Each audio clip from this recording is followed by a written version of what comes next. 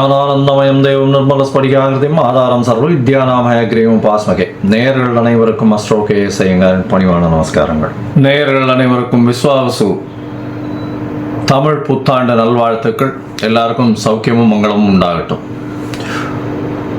April 14, 2025 13, 4, 2026 வருடம் உண்டான காலகட்டத்தை தமிழ் வருஷ பரப்பு, தமிழ் வருடம் என்று சொல்கிறோம். அது தமிழ் மாதத்தின் மூலியமாக தமிழ் வருடம் விஸ்வாவசு வருஷம் பிறக்கிறது.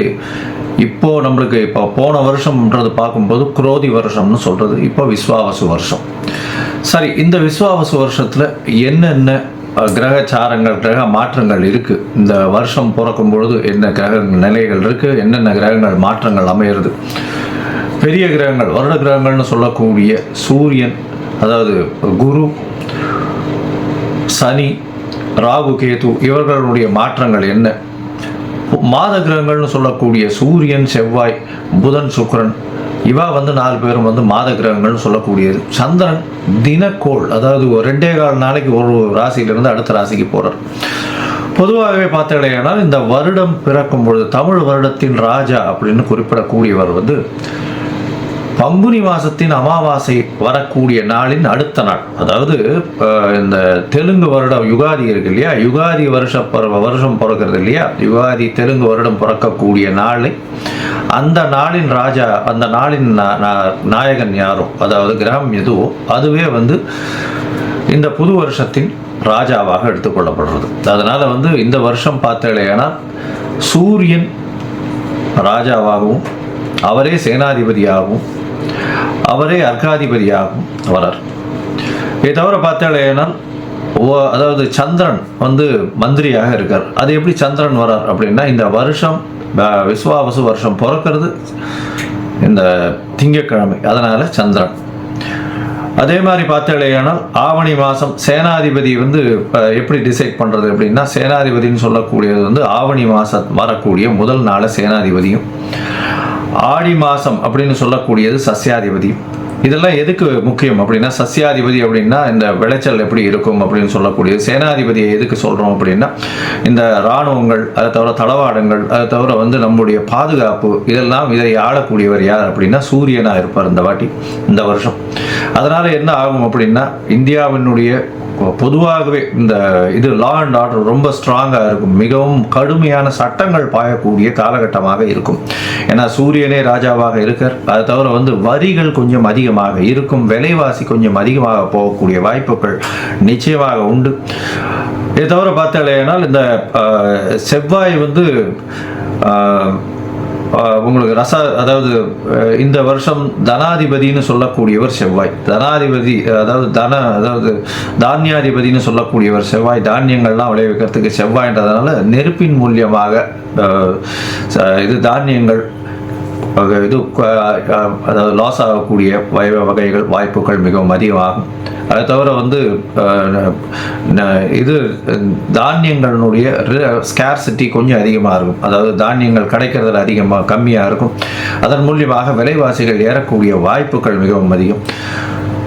தங்கம் விலை ஏறக்கூடிய வாய்ப்புகள் நிச்சயமாக உண்டு. தங்கம் அதிக உச்சம் தொடக்கூடிய வாய்ப்புகள் மிகவும் அதிகம் இந்த வருஷம் பார்த்தாலேயானால். ஏன்னா குரு பகவான் 3ஆம் இடத்துல போகிறார். அது அவருடைய வீட்டையே வேற 9ஆம் இடத்த பாக்கியஸ்தானத்தையும் பார்க்கிறார். அதனால் தங்கத்தின் விலை அதிகமாக போகக்கூடிய வாய்ப்புகள் நிச்சயமாக இருக்கும். அதை தவிர பார்த்தீங்கன்னா இந்த வருஷம் மழை கொஞ்சம் அதிகமாகவே இருக்கும். ஆனால் தேவையான அளவிற்கு மேல் பெய்யும், தேவையான இடத்தில் பெய்யாமல் போகும். தேவையான இடத்தில் பெய்யாமல் போகும்னா நகரங்களில் கொஞ்சம் அதிகமாக பெய்யக்கூடியதாக இருக்கும். இதன் மூலியமாக இந்த வெள்ளம் வர்றது, அந்த மாதிரியான பிரச்சனைகள் கொஞ்சம் அதிகமாகவே இருக்கும். அதனால் தண்ணீர் பற்றாக்குறை சற்று இருக்கக்கூடிய காலகட்டமாகவே அமையும். சரி, மொத்தத்தில் இந்த வருஷத்தில் பார்த்தீங்கன்னா சூரியனுடைய கட்டுப்பாட்டில் எல்லா விஷயங்களும் வர்றதுனால நாட்டை ஆளக்கூடியவர்களுக்கு நல்ல ஒரு ஏற்றமான காலகட்டமாக இருக்கும். இருந்தாலும் கடுமையான சட்டங்கள் கொஞ்சம் அதிகமாக வரக்கூடிய வாய்ப்புகள் நிச்சயமாக உண்டு. சனியும் ஆட்சியில் போயிருக்கார். இந்த வாட்டி கும்பத்திலேயே போய் ஆட்சியில் இருக்கிறது, மூலத்திரிகோண வீட்டில் இருக்கிறதுனால தொழிலாளர்களுக்கு மிகவும் கடினமான காலகட்டமாக இந்த வருஷம் அமைய போகிறது. பண பற்றாக்குறை கொஞ்சம் அதிகமாகவே இருக்கும். தொழிலாளர்கள் மத்தியில் பண வரத்து அதிகமாக இருக்காது. ஃப்ரீ ஃப்ளோ ஆஃப் மணி இருக்கிறதுக்கு வாய்ப்புகள் மிகவும் கம்மி. வியாபாரிகளுக்கு சற்று பின்னடைவு இருக்கும். ஏன்னா இந்த வருஷம் பிறக்கும் பொழுதே புதன் 12ஆம் இடத்துல நீச்சப்பட்டு போகிறார். விரயங்கள் வியாபாரிகளுக்கு கொஞ்சம் அதிகமாகவே இருக்கும். லாசஸ் கொஞ்சம் அதிகமாக இருக்கக்கூடிய வாய்ப்புகள் நிச்சயமாக உண்டு. இருந்தாலும் நீச்ச பங்கம் அடைகிறார், அதாவது விட்டு வெளியில் போகிறதுனால நல்ல ஏற்றங்கள் கிடைக்கக்கூடிய காலகட்டமாகவும் அமையும். வியாபாரத்தின் மூலியமாக இந்த ஷேர் மார்க்கெட் இண்டிசஸ்லாம் பார்த்தீங்கன்னா, ஷேர் மார்க்கெட் இண்டிசஸ்லாம் உள்நாட்டு உற்பத்தி வெளியில் போய் அது ஒரு பெரிய ஏற்றத்தை கொடுக்கும். இம்போர்ட் எக்ஸ்போர்ட் பிஸ்னஸ் ஒரு பெரிய மாற்றம், பெரிய உச்சத்தை தொடக்கூடிய வாய்ப்புகள் நிச்சயமாக உண்டு. மொத்தத்தில் பார்த்தோம்னா இந்த வருஷம் பெரிய ஏற்றம் நல்லபடியாக இருக்கும். பெண்களுக்கு மிகவும் ஏற்றமான வருஷம். பெண்கள் நல்ல எல்லா இடத்துலையும் ஒரு ஐகானிக் ப்ரெசன்டேஷன் இருப்பாங்க. ஏன்னா சுக்கிரன் உச்சம் பெற்று போயிருக்கக்கூடிய காலகட்டத்தில் இந்த வருஷம் பிறகுறது அது ஒரு பெரிய ஏற்றம். பரிவர்த்தனை யோகத்திலையும் பிறகுறது, அதாவது குருவின் பரிவர்த்தனையும் இருக்குது. அதனால் பணம், பெண்களின் கையில் பணம் ரொம்ப அதிகமாக இதுவாகும். அதாவது அதே மாதிரி இந்த களியாட்டங்கள்னு சொல்லக்கூடிய இந்த கிளாமர் இண்டஸ்ட்ரியில் கொஞ்சம் அதிகமாக செலவுகள் அதிகமாக இருக்கும். ஃப்ளாஷி இண்டஸ்ட்ரியில் கொஞ்சம் அதிகமாக இருக்கும். அது தவிர போதை வஸ்துக்கள், அது தவிர இந்த மதுபானங்கள் இதெல்லாம் அதிகமான விலை ஏறக்கூடிய, அதிகமாக கன்சியூம் பண்ணக்கூடிய வாய்ப்புகள் மிகவும் அதிகமாக இருக்கும். சரி, இந்த வருஷத்தினுடைய மாற்றங்கள் என்னென்ன அப்படின்றத பார்ப்போம். இந்த வருஷம் பிறக்கும் பொழுது பார்த்தோம்னா சூரியன், அதாவது சித்திர மாதம் அப்படின்றதுனால சூரியன் உச்சம் பெற்று மேஷத்தில் மேஷ ராசியில் இருக்க, காலபுருஷ தத்துவத்தின் 2ஆம் ராசியில் குரு, 4ஆம் ராசியில் அதாவது கடகத்தில் செவ்வாய் நீச்சப்பட்டும், கேது 6ஆம் இடத்திலும், சனி ஆட்சி மூலத்திரிகோணத்தோடு கும்பத்திலையும்,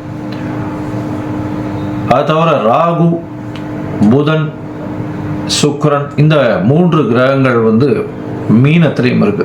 இந்த வருஷம் ஆரம்பிக்கும் பொழுது இந்த வருஷத்தின் வரக்கூடிய பெயர்ச்சிகள்னு பார்த்தோம்னா, முதல்ல வரக்கூடிய பெயர்ச்சி அப்படின்னா 26/4/2025 அன்னைக்கு ராகு கேது பெயர்றார்.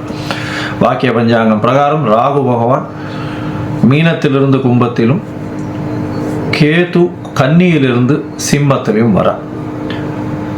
இந்த வருஷம் பார்த்தாலேயானால் குரு பெயர்ச்சி வருது. குரு 11/5/2025 குரு தன்னுடைய ரிஷப ராசியிலிருந்து மிதுன ராசிக்கு போகிறார். அதாவது அவர் பரிவர்த்தனை யோகத்தில் இருந்த ரிஷப ராசியிலிருந்து மிதுன ராசிக்கு போகிறார் குரு. இந்த வருஷத்தில் கடைசியில் மார்ச் 6ஆம் தேதி 2026ஆம் வருஷம் அப்போ சனியினுடைய மாற்றம் இருக்கு. சனி வாக்கிய பஞ்சாங்க பிரகாரம் 6/3/2026 அன்னைக்கு தான் மாறுறார். கும்பத்திலிருந்து மீனத்துக்கு போறார். இதுதான் இந்த வருஷத்தினுடைய வருட கிரகங்கள்னு சொல்லக்கூடிய குரு, ராகு, கேது, சனியினுடைய மாற்றங்கள். சரி, இந்த மாற்றங்கள் என்னென்ன ஏற்றங்களையும் இறக்கங்களையும் கொடுக்கும்? அதாவது மேஷம் முதல் மீனம் வரை உண்டான ராசிக்காரர்களுக்கு எப்படி இருக்கும் அப்படின்றத பார்க்கலாம். இது நடுவில் என்னுடைய மொபைல் நம்பர் ஸ்க்ராலிங்கில் வந்துட்டுருக்கும். உங்களுக்கு அஸ்ட்ராலாஜிக்கல் கன்சல்ட் தேவைப்பட்டதுன்னா நீங்கள் எனக்கு ஃபோன் பண்ணுங்க. உங்களுக்கு உண்டான அப்பாயின்மெண்ட்டை தரேன். உங்களுடைய date, time, place of birth, உங்களுடைய பெயர், தாய் தகப்பனார் பெயர் அனுப்பிச்சி வைங்க. என்னுடைய கட்டணம் என்னென்னு போடுறேன். அதுக்கப்புறம் உங்களுக்கு அப்பாயின்மெண்ட் தரேன். உங்களுடைய அப்பாயின்மெண்ட்டை போடும்போது உங்களுடைய ஹாரஸ்கோப் போடுவோம். ஹாரஸ்கோப்பில் சந்தி இருக்கான்னு முதல்ல பார்க்கணும். ஏன்னா நட்சத்திர சந்தி, பாத சந்தி, அது தவிர லக்ன சந்தி இதெல்லாம் இருந்ததுன்னா இந்த காலகட்டத்தில் நன்னா இருக்குன்னு நினச்சின்னு இருப்போம். ஆனால் நன்னா இருக்காது. எதனாலன்றதே புரியாது. உங்களுக்கு துலா லக்னமாக இருக்கும், நல்ல தசை நடக்கிறதுன்னு நினச்சின்னு இருப்போம். ஆனால் நல்ல தசையாகவே இருக்காது உங்களுக்கு. ஏன்னா அது லக்ன சந்தியாக வந்திருக்கும். விசாகம் 3ஆம் பாதம் நினச்சின்னு இருப்பீங்க, விசாகம் 4ஆம் பாதம் ரிச்சிக லக்னமாக இருக்கும். அதனால் நிறைய பேருக்கு என்கிட்ட வர்றவாளுக்கு 40, 45 வயசு, 50 வயசுலாம் இருக்கிறவாள்லாம் அவள் நட்சத்திரமே தெரியாமல் அவள் மிருகசீரிஷம்னு சொல்லிட்டு இருப்பா. மிருகசீரிஷம் 2ஆம் பாதம்னா ரிஷபத்தில் வரும், 3ஆம் பாதம்னா மிதுனத்தில் வரும். அதனால் அந்த மாற்றத்திலேயே அவர்கள் எதுக்கு யாருக்கு அர்ச்சனை பண்ணுறோம்னே தெரியாமல் பண்ணிட்டு இருப்பா. அதனால் சந்தி முதல்ல தெரிஞ்சுட்டு எந்த நட்சத்திரம், என்ன பாதம், என்ன லக்னம், என்ன லக்னத்தின் பாதம் அப்படின்றத தெரிஞ்சுட்டு அவர்களுக்கு இப்பொழுது ஏற்ற தசையாக இந்த காலகட்டத்தில் நடக்கக்கூடிய தசாபுக்தி, அந்தரம், சூக்ஷ்மம், அதை தவிர கோல்சாரம் எப்படி இருக்குது அப்படின்றத வச்சு அவர்களுடைய பலன்கள் எப்படி இருக்கும் அப்படின்றதையும் சொல்கிறேன். சரி, இப்போ மேஷம் முதல் மீனம் வரை விஸ்வாசு வருஷம் 2025-26 ஏப்ரல் 14 முதல் 2025 ஏப்ரல் 13 வரை 2026 வரையிலும் உண்டான பலன்கள் ஒன்றொன்னா பார்க்கலாம். கும்பம், அவிட்டம், சதயம், புரட்டாதி இந்த 3 நட்சத்திரம் 9 பாதங்களை கொண்ட ராசி. ராசியின் அதிபதினு சொல்லக்கூடியவர் சனி. ராசியிலேயே இருக்கார். இந்த வருஷம் பார்த்தாலேயானால் விஸ்வாச வருஷத்தில் மிகப்பெரிய ஏற்றங்கள் என்ன அப்படின்னா, உங்களுடைய ராசியை குரு பார்க்குறார். அதாவது 11/5/2025 அப்புறம் பார்த்தாலேயானால் குரு பகவான் உங்களுடைய ராசிக்கு 4ஆம் இடத்துலேருந்து 5ஆம் இடத்துக்கு போகிறார்.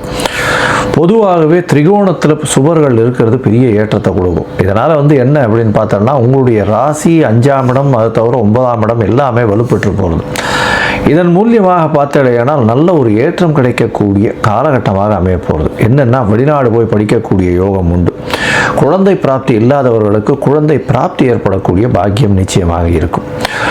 அது தவிர பார்த்தாலேயானால் 11ஆம் இடத்தையும் குரு பார்க்குறார். அவருடைய இடத்தையே பார்க்கறதுனால லாபங்கள் அதிகமாக இருக்கும். மூத்த சகோதர சகோதரிகளுக்கு உடன் நல்ல ஒரு இணக்கம் இருக்கும், நல்ல ஒரு ஏற்றம் இருக்கக்கூடிய காலகட்டம். இதை தவிர 2வது திருமணத்திற்கு பார்த்து கொண்டிருப்பவர்களுக்கு நிச்சயமாக 2வது திருமணம் ஆகக்கூடிய வாய்ப்புகள் கண்டிப்பாக உண்டு. உங்களுடைய ராசிக்கு பார்த்தோம்னா பொதுவாகவே இந்த வருட கிரகங்கள்னு சொல்லக்கூடிய குரு, சனி, ராகு, கேது இந்த 3 கிரகங்களையும் வச்சு தான், அதாவது 4 கிரகங்களையும் வச்சு தான் மாற்றங்களை பற்றி, வருடத்தினுடைய மாற்றங்களையும் வருடத்தினுடைய பலன்களையும் சொல்லுவோம். உங்களுடைய ராசியிலேயே சனி பகவான் இந்த வருஷம் மொத்தமே இருக்கார். கிட்டத்தட்ட மார்ச் 6ஆம் தேதி 2026ஆம் வருஷம் வரலாம் இருக்கார். அதனால் பார்த்தாலேயானால் உங்களுக்கு இந்த வருஷம் மொத்தமே ஜென்ம சனியில் வருது. ஜென்ம சனியில் வர்றதுனால என்ன அப்படின்னா, உடல் உழைப்பு அதிகமாகும், மன அழுத்தம் அதிகமாக இருக்கக்கூடிய காலகட்டம். இன்ஃபீரியராக ஃபீல் பண்ணுவீங்க, இன்ஃபீரியாரிட்டி காம்ப்ளெக்ஸ் இருக்கும். அது தவிர அடுத்தவா நம்மளை ஏதாவது சொல்லிடுவாளோ அப்படின்ற ஒரு இது இருக்கும். முயற்சிகள் எல்லாமே வெற்றி அடையக்கூடும். ஆனால் முயற்சிகளில் நிறைய தடங்கல்கள் வரும். எல்லா விதமான விஷயங்கள்லையும் வெற்றி நிச்சயமாக கிடைக்கக்கூடிய காலகட்டமாக இருக்கும். இருந்தாலும் போராட வேண்டிய காலகட்டமாக அமைய போகிறது. உங்களுடைய போராட்டங்கள் எல்லாமே வெற்றியை நோக்கி செல்லும். வெற்றியில் நிச்சயமாக ஒரு படி மேலே ஏறக்கூடிய வாய்ப்புகள் உண்டு.